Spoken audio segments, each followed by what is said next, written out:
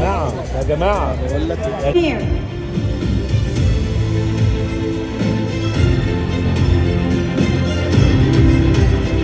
يا شريف مش هتقول كلمة مؤثرة كده زي اللي أثرت فينا؟ لا ده انا هقول علشان يا عيني كل ما تجيب الميكروفون ما تلاقيش حد بياخده، فقلت انا اقول بقى. اسعاد ازيك؟ وحشتيني. ميرسي جدا جدا، واتمنى ان انا اكون دايما عند حسن ظنكم، واتمنى ان اكون بقدم اعمال تعجبكم وتنول رضاكم. وانا بشكركم وبشكر كريم ابو ذكري منتج ايجار قديم، وكل اللي كانوا موجودين قدام الكاميرا وورا الكاميرا. متشكر قوي.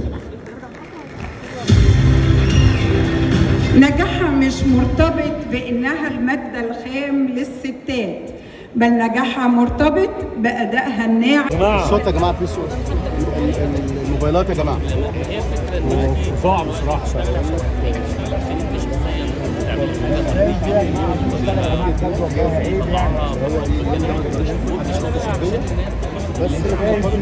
هو الحقيقة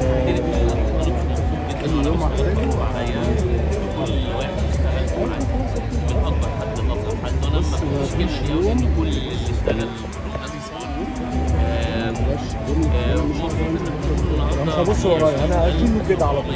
28 واحد كلفوا نفسهم وصوتوا لي. انا بشكر واحد ده بعد عام بس علشان اجهز حاجه بسالك عن السلوك بجهز فيلم عبد الفتاح عبد الخالق ان شاء الله. يعني شغالين على اللمسات النهائيه كده في السيناريو، واول ما يجهز ان شاء الله هنبدا نصور. هو ده روحي فيها ولا ده حاجه؟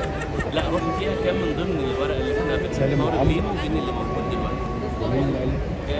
يعني الورق اللي موجود معانا دلوقتي ما استبعدتش روحي فيها لان الموضوع عاجبني، بس الورق اللي موجود دلوقتي انسب واليق ان انا انزل فيه الاول. ما حددتش والله، لسه الورق في اغنيه ان شاء الله هتبقى مفاجاه بنجهزها راس السنه عشان نحتفل مع الناس بقى ونبدا سنه حلوه كده بطاقه حلوه ونبتسم والناس تتبسط. فان شاء الله اسمها السهر والاتصال. هي فيها سهر راس السنه وفيها الله نفسه.